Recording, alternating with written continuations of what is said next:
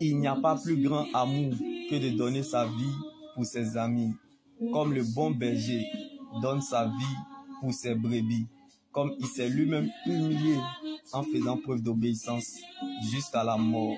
N'a-t-il pas démontré son amour par son sacrifice manifesté à la croix en déversant son sang pour le pardon de nos péchés et par sa résurrection pour notre liberté, le salut de notre âme et le ciel après la mort. Donc, il nous a aimés plus que sa propre vie, comme il a donné des hommes à ta place et des peuples en échange de ta vie. Tu es le résultat de l'amour inexplicable de Dieu. Donc les obstacles ne peuvent pas changer le résultat, car Jésus t'aime d'un amour inconditionnel, comme Jésus n'a pas fui la mauvaise odeur du cadavre de Lazare. Malgré sa décomposition dans la tombe, Lazare était encore dans le programme de Dieu. Donc ton vrai problème, c'est que tu es dans le plan de Dieu, comme Lazare était dans la tombe, mais la révélation n'était pas dans la tombe. Ce que Dieu n'a pas dit, il a caché afin d'éclater sa gloire. Personne ne s'est sauvé lui-même. C'est Jésus qui allait le chercher.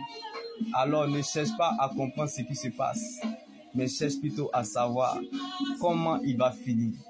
Comme il a fallu que Lazare meure et pas ton tombeau pour aller le ressusciter.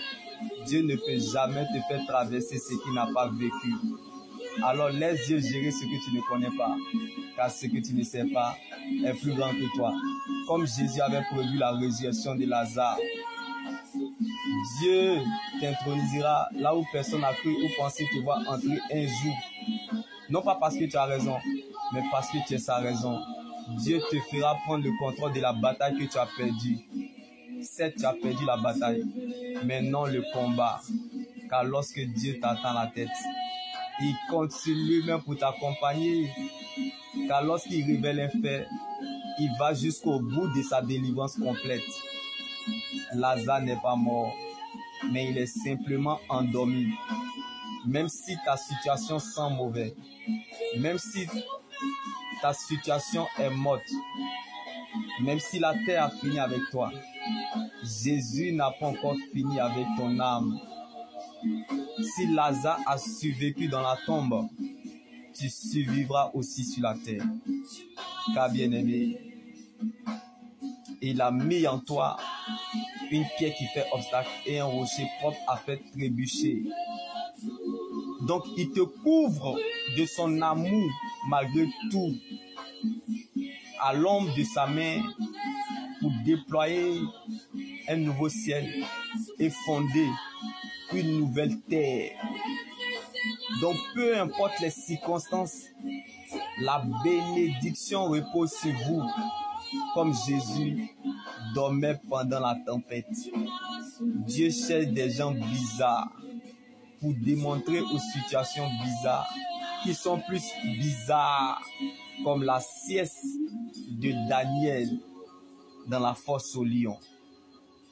C'est la foi qui fait que ceux qui ont des problèmes dorment. Si tu dors et te réveilles, Dieu par sa grâce.